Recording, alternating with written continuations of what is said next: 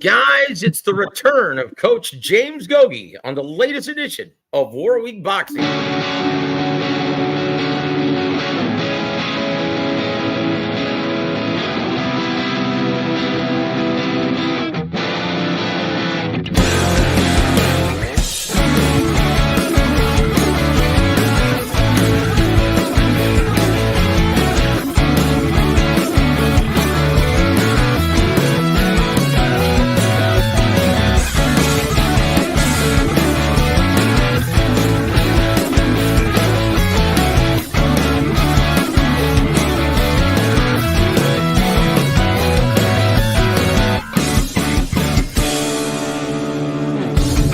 Well, hey kid, you're gonna go far here.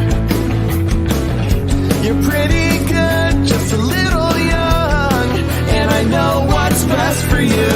Can you be my number one on that stupid thing to get me recognition? Rodvajan Holdings proudly presents Warwick Radio with 5-decade fight trainer, Coach James Gogue. Guys, welcome. Happy fight day for all of you guys.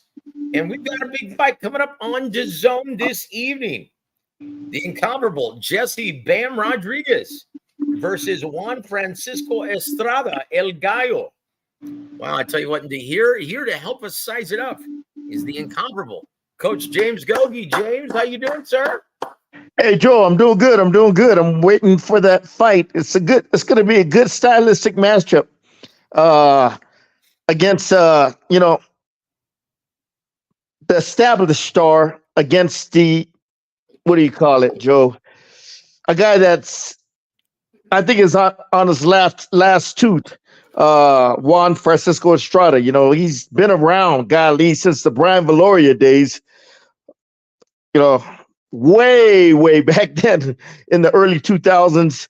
A guy who's fought everybody, been through wars with a lot of good fighters. And, he just got a lot of miles on his engine and everything. But he's a veteran, a former champion. He's got a lot of savvy. He's been off a year and a half. His body's been rested. But, when you take that much time off, Joe, golly, there's a lot of rust that builds up. Now, here's the thing. A veteran like Estrada, a younger fighter, when you take a lot of time off, it affects you and everything. Your timing, your rhythm's going to be off. It takes you a few rounds to get back into the groove. But you got a guy like Estrada, who's a veteran. He knows how to overcome that stuff. The long layoffs and everything. The rust that's built up, being out of the ring and everything. So it's interesting. Bam has fought in 2 or 3 times since the last time Estrada has fought. So, he has kept his tools sharp.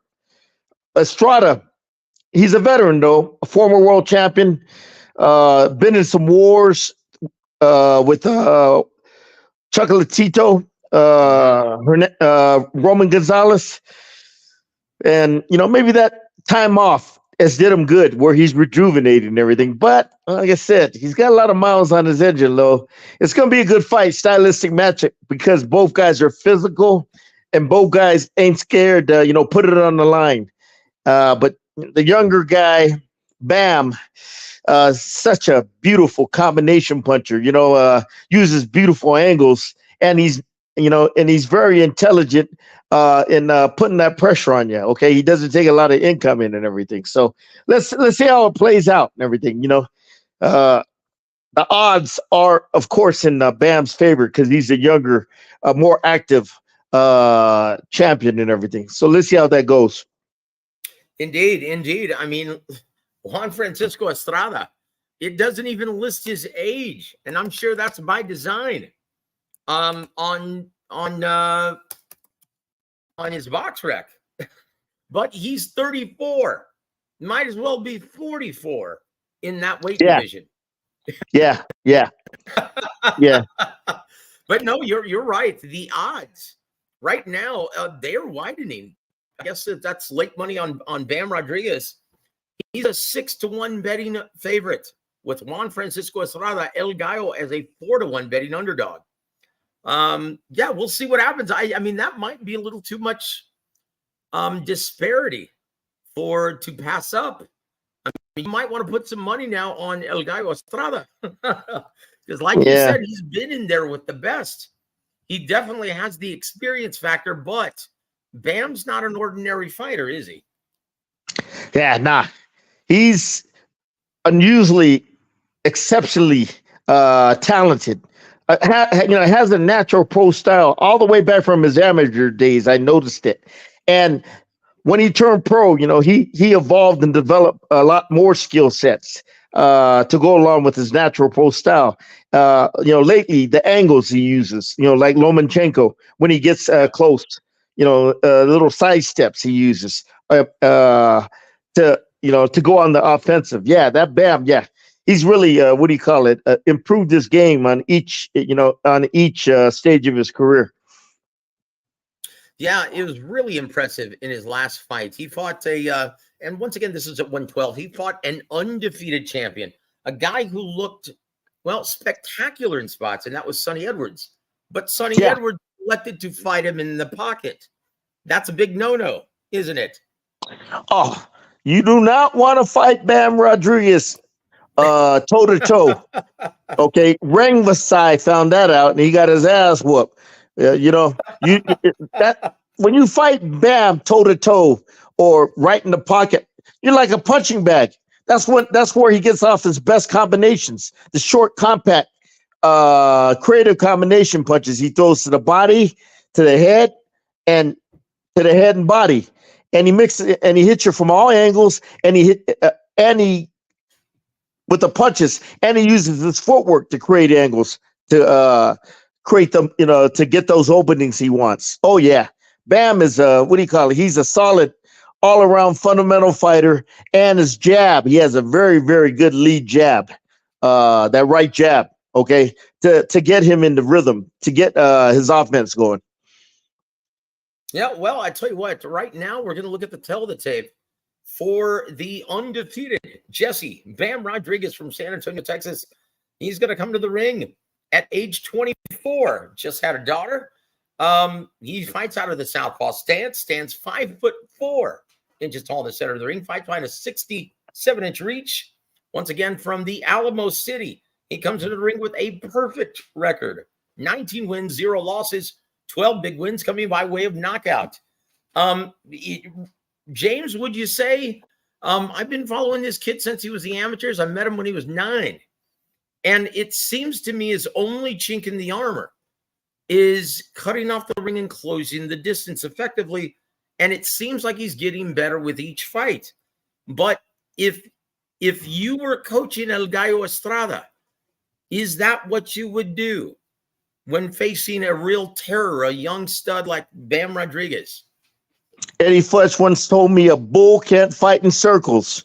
Give him movement. Keep stepping around him. Keep turning him. Keep fighting him in the small circles. Keep having him lift up his feet so he can't set his feet to get those combinations off. Yeah, that's what he's going to have to do, Joe. And he did that in that third fight with Chocolatito. He gave good movement. When he got close, he put his when Chocolatito got close, Estrada put his combinations together and moved. Stepped around him. Because like Chocolatito, he's like Bam. He wants you to be right there in the pocket. So it's not an easy target for him to find. He can set his feet and put his beautiful combination together. Chocolatito, okay? Probably one of the best inside combination fighters. Inside offensive fighters, throwing beautiful combinations in the pocket in the last 10, 15 years, man. When he gets close, his offense is beautiful. Just like Canelo. Him and Canelo, I'd say, are the best two fighters offensively in the pocket in the last, probably say this century. Yeah, because the way they put their combinations together, just beautifully, but what do you call it? Chocolatito is a better offense. Yeah, is a more consistent combination puncher than Canelo. Canelo, he takes his breaks and everything, but Chocolatito, he puts his combinations together consistently, and so does Bam Rodriguez.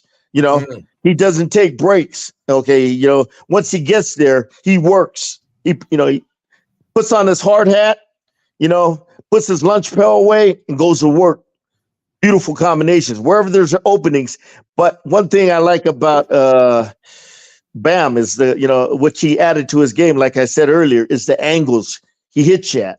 He steps. He'll pivot to his right and come back and hit you with a combination, or he'll pivot to his left and hit you with that right hook or that right uppercut. Oh yeah, and he's a beautiful body puncher, Bam.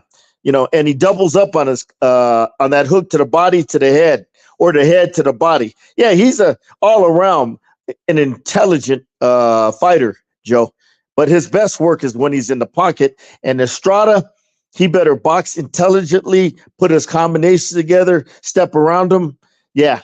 And take away that straight left hand he's going to throw a lot. Yeah. And there it is. And how do you do that, Joe? You Yes, take sir. away that straight left hand by stepping around him, by pivoting around your opponent to your left. Okay. That means he's got to keep his lead leg outside of Bam's lead leg consistently. So he's able to turn that corner. He's able to pivot around him so he don't get hit by that straight left hand or that right hook. Yeah, it's taking away that escape route. If you don't, you're absolutely right, Gogue. I'll tell you what, guys, let's look at the tail of the tape for Juan Francisco Estrada.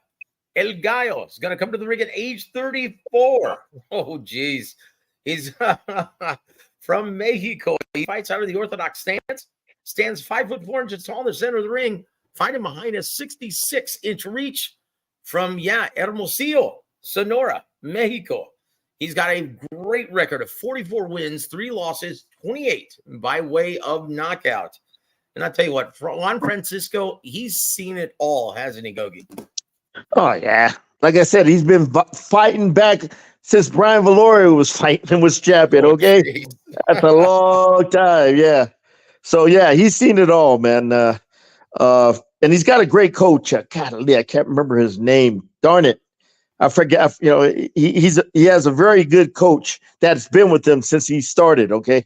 There's consistency between the two. There's continuity, and there's there's that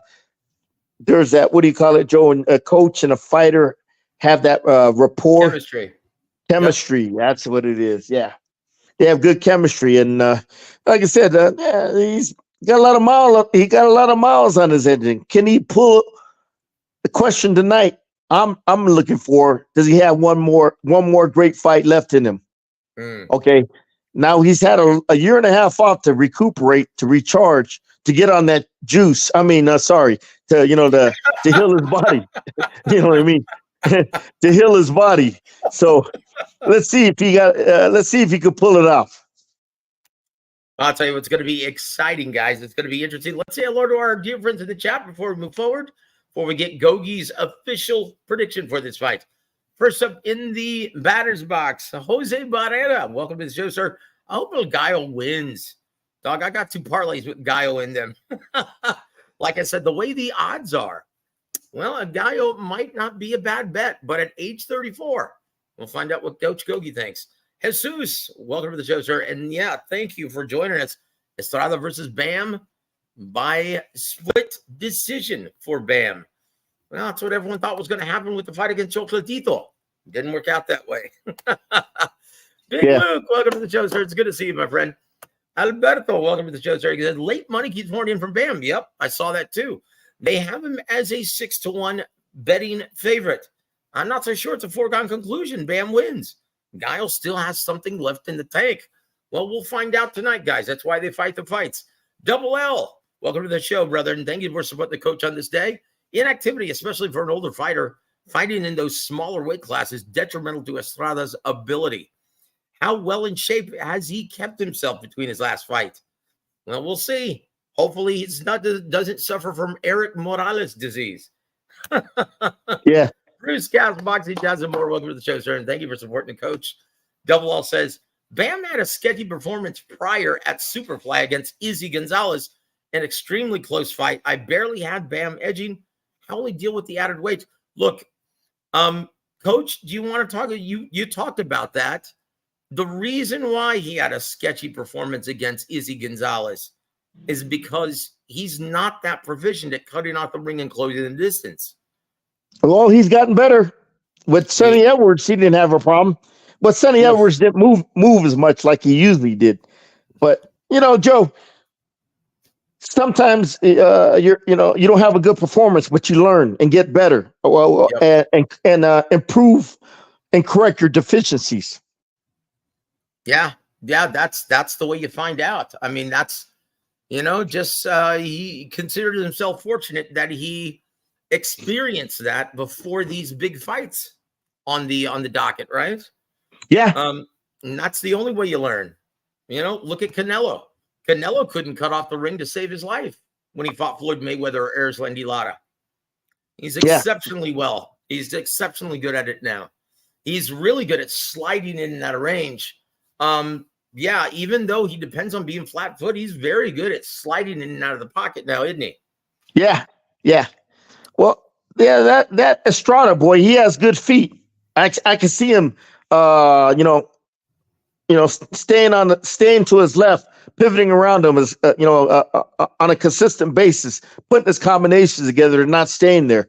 Yeah. So he's going to have to cut out. He's going to have to cut them pivots or eliminate them escape routes, eliminate those pivots of Estrada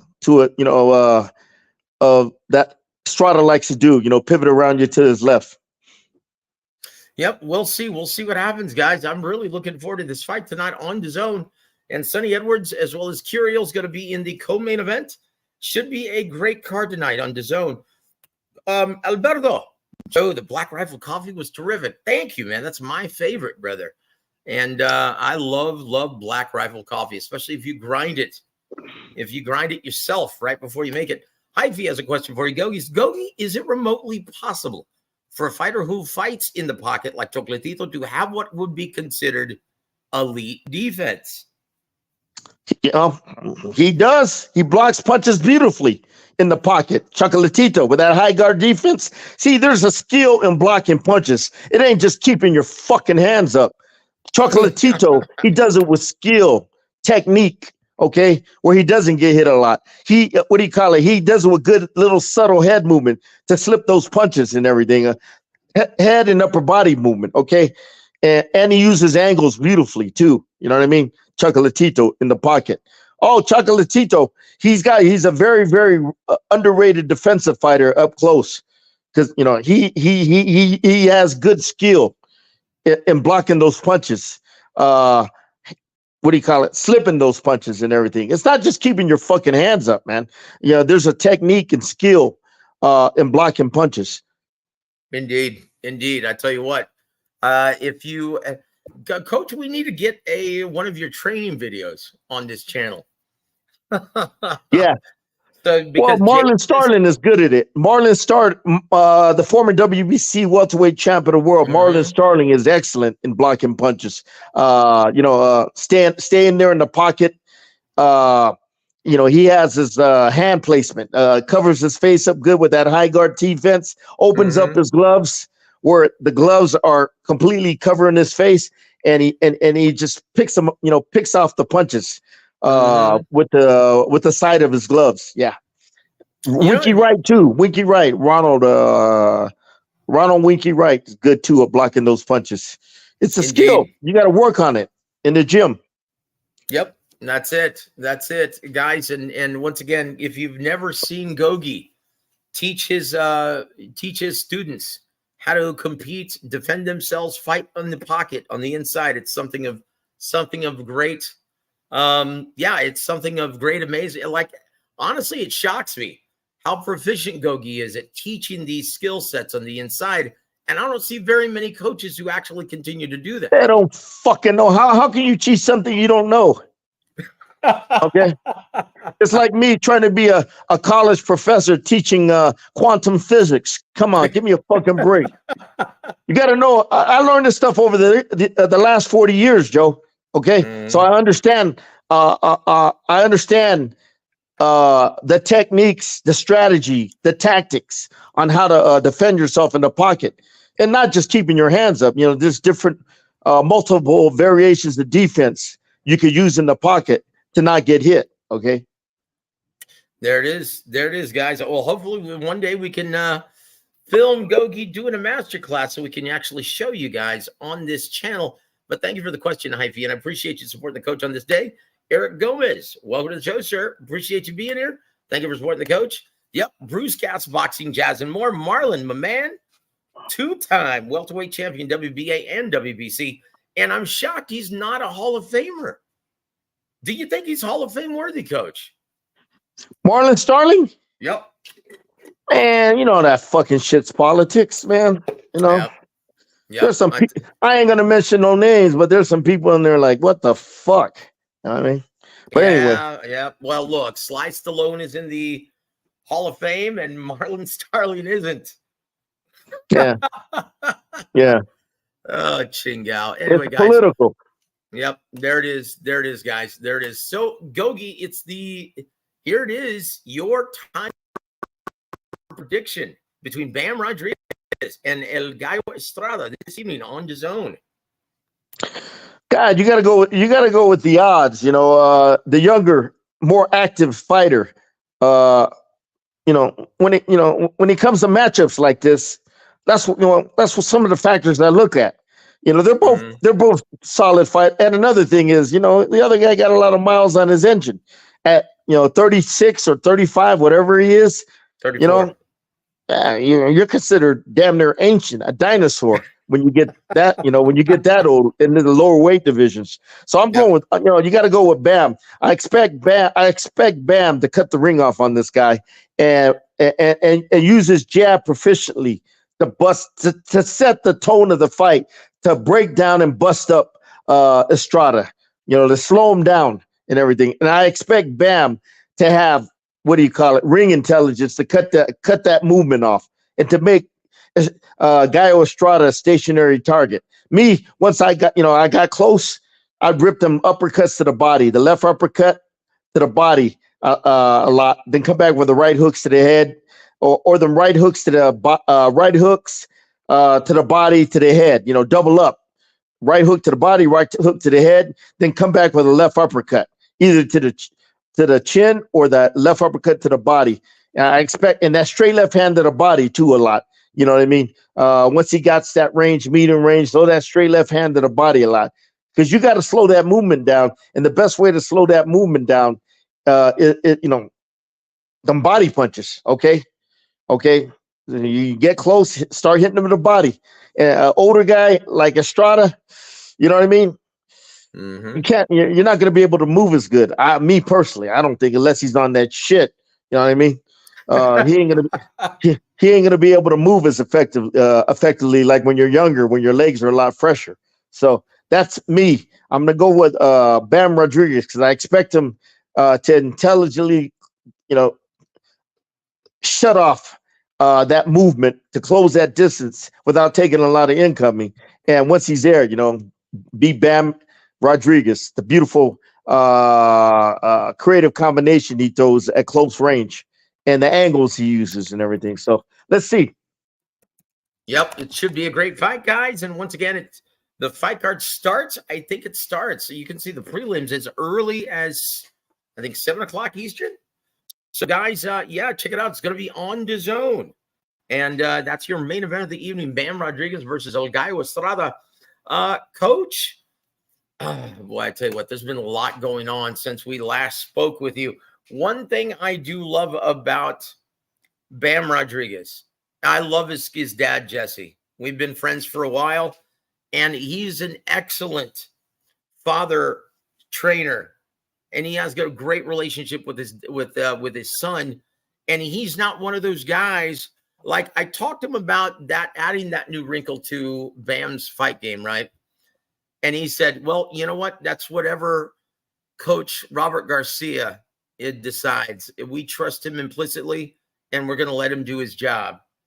And you know what? It's funny that you rarely see that these days in boxing. Fathers want to be way too intrusive. Have you geez. noticed that? That was Oh, my a huge God. problem in boxing currently. That's one of the big. That's in training. Father training son, father, and when fathers train sons. Oh yeah, man. They're they want to do it their way. They're not open minded. They're not objective. You know what I mean? Yeah, yeah, yeah. And they're a pain in the fucking ass, basically. In your professional opinion, after this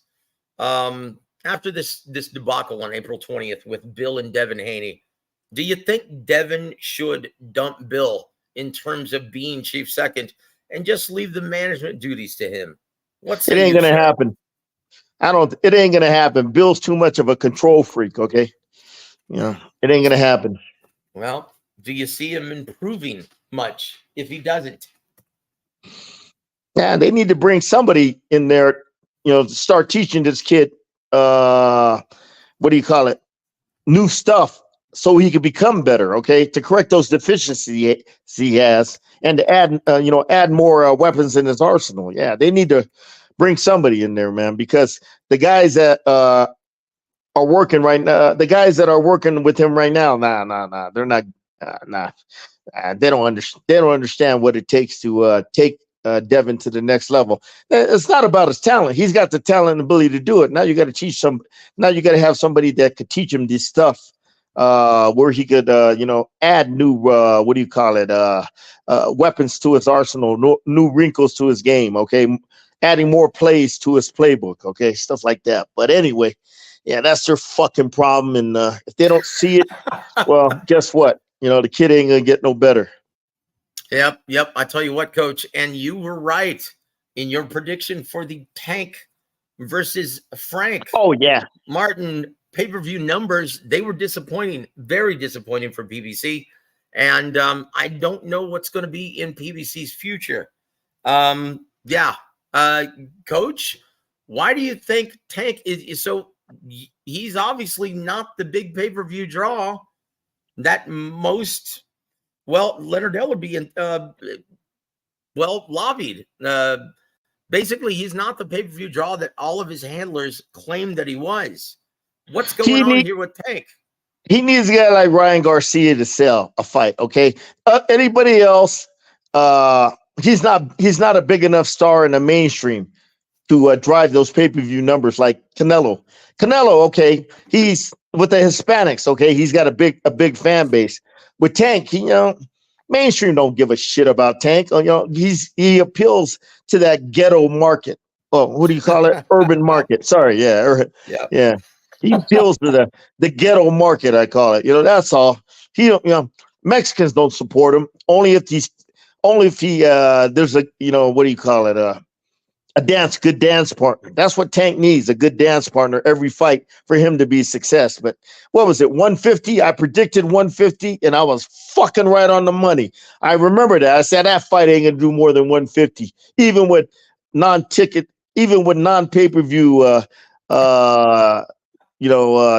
seller David Benavidez. Pay-per-view is a fucking tough market nowadays, man. Yeah. I mean, because of piracy, because these fighters ain't mainstream, because they don't fight consistently enough where their name gets out there and it sticks in people's minds and it resonates in the public. They don't fight enough, especially they don't fight enough there's no fights on mainstream TV no more to make these guys mainstream stars. To be a mainstream star in boxing, you got to be on TV consistently, network TV, like Sugar Ray Leonard back in the days, Hagler, Hearns, Duran, Ali, all them guys were on mainstream TV on a consistent basis. That's why they were mainstream public superstars, worldwide superstars. These motherfuckers nowadays, they just fight on the fucking app. Nobody watches. You know what I mean? Or they only fight once every year or once every year and a half. How the fuck are you going to build a fan base when you're not, where that consistency is not there? That's the key. Consistency. I remember, man, look, James Toney. I remember he fought Aram Barkley, the Blade. Okay. Mhm. After that Cool. fight, 1 month later, he was in the ring, fighting staying sharp against a nondescript opponent. When he fought, what is it? When he won the title from Michael Nunn, okay, Mhm. 7 weeks later, he was in the ring fighting. He was defending his title against Reggie Johnson. 7 weeks later, you know, Mhm. that's a fucking fighter. You don't see that nowadays, man. Them days are over with, man. Okay, that's the kind of consistency I used to see in fighters back then, where when you're fighting consistently all the time, people know who you are. They see you all the time. You know what I mean? And you don't see that nowadays, man. Tony is probably the last of the dying breed. Where he fought a big fight, then he was back in the ring. A month later or 2 months later. You know what I mean?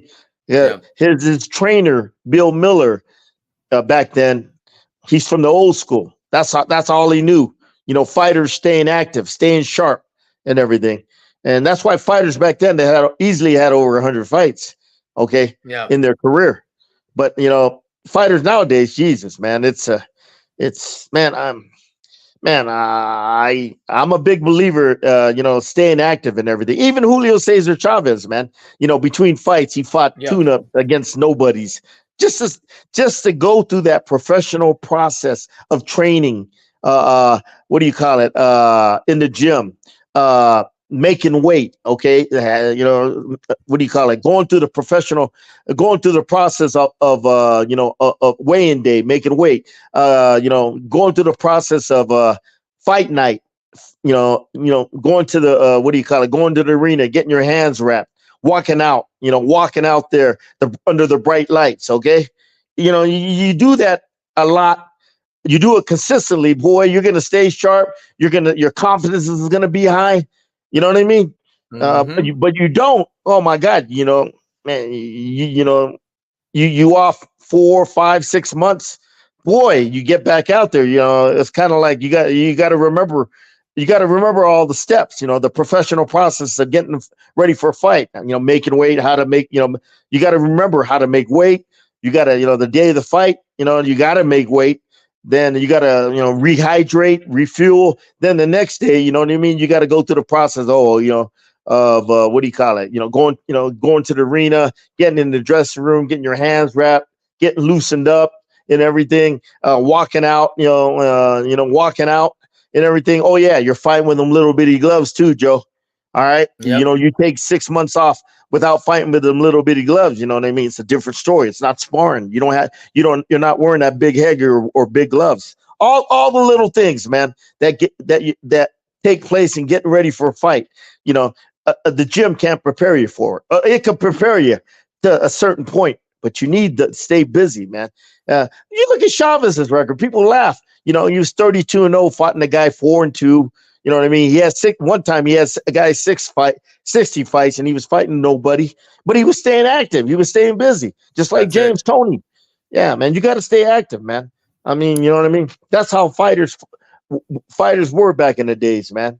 They stayed, they were more active. De La Hoya, I remember one year, he had like 7, 8 fights, big fights. Yeah, he was Mhm. staying active, fight Yep. after fight.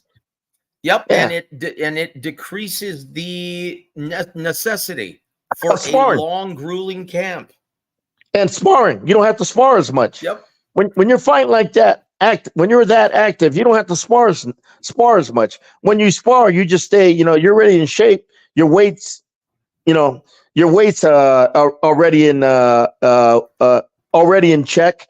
So what you do is you just spar to timing and rhythm. That's all. Timing and rhythm. I remember Don Chargan told me a interesting story way back then. He said first time Sugar Ray Robinson fought LaMotta, it was in the early 40s. They went 10 rounds. The fight was so good. People wanted a rematch. So they did it they did the fight 3 fucking weeks later. Yeah. Then a week before that fight, a week before the rematch, Sugar Ray Robinson wanted a tune-up, so he fought a guy, I think Charlie Wilson, in a 10-rounder to stay sharp a week before the fight. And Wilson was a number. He was ranked number 10 in the world. He had 3 fights within a span of 3 weeks. Okay, Wow. and a week, like I said, a week before the rematch, he fought the number 10 guy in the world just to stay sharp. Oh my! Come on, man, that shit. I told that story to somebody, and she told me, "How is that possible?" I go, "It's the mindset. That was their culture back there. That was their attitude, their beliefs. It was the mindset back then, the culture. Okay, on how fighters were. Nowadays you don't see that, man. There's not enough shows going on, and there's a lot of fighters out there, and you can't keep them busy, consistently. Yeah, it's tough, man. It's tough. Yeah. That is absolutely right. And last thing we want you to touch on, Coach Gogue, once again, the New York State Athletic Commission laid down the hammer on Ryan Garcia. Once again, that was for a positive test with Osterine. And according to Ryan Garcia, he's stating, look, all I did was take what my S&C coach, Scooter from Beverly Hills, was what he was giving me at the time. And I was trying to lose weight, and I took what he gave me, and I ended up testing positive. Now I'm banned for a year or suspended for a year. Coach Gogue, what are we going to do? Do fighters need S&C coaches? Do you work with strength and conditioning coaches, sir? Nah, man, I don't do that fucking shit, man. So I guarantee you, your fighters aren't going to test dirty. Well, then again, Joe, you gotta be careful. You get ready for a fight, man. You gotta watch the stuff. They take supplements, but it's like, vitamins and shit like that. But you gotta, and what do you call it?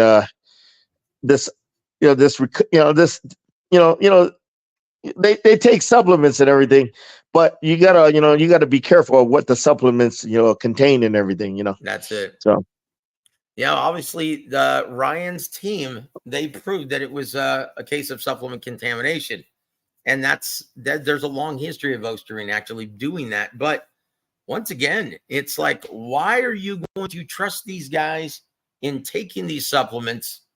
Look, and how do you actually keep from doing that supplement contamination? Hell, man. How do you do it? You don't take it. How's that?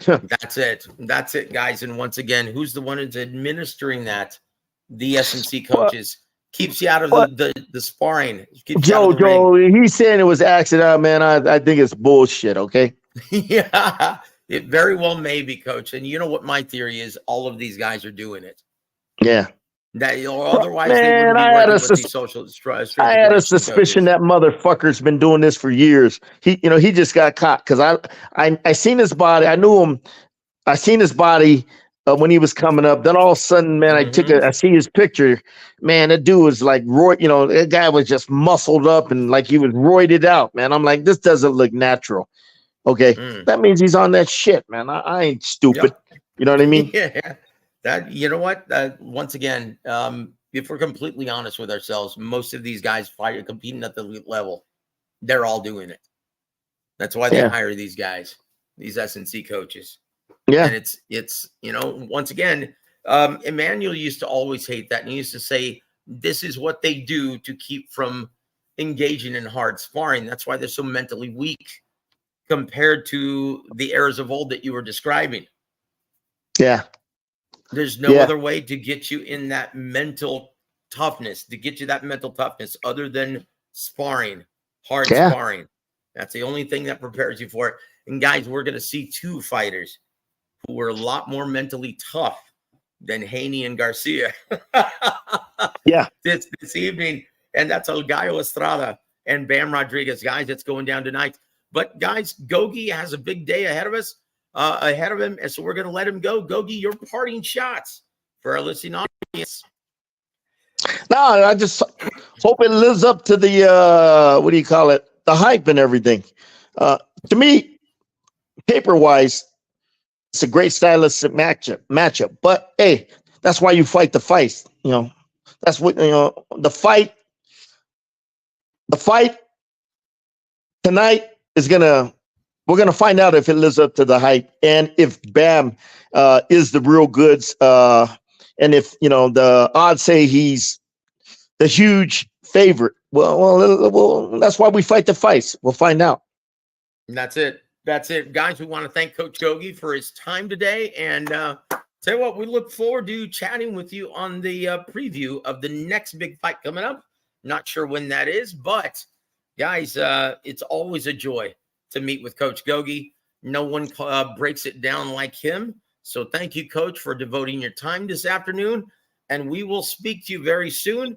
And guys, we will be back on the air to call the fight for you this evening. But guys, on behalf of the great James Gogue, I'm Joseph Herron. You've been listening to World Week Boxing. Have a great evening, everybody.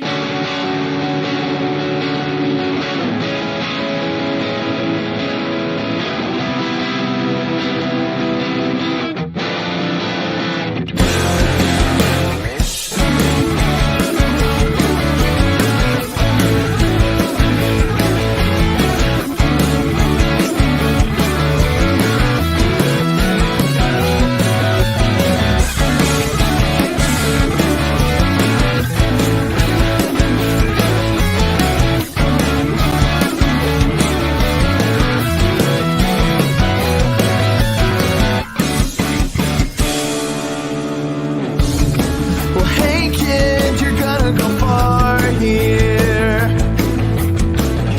You're pretty good, just a little young, and I know what's best for you. Can you be my number one on that stupid thing to get me recognition? W.A.W Holdings proudly presents War Week Radio with 5-decade fight trainer, Coach James Gogue.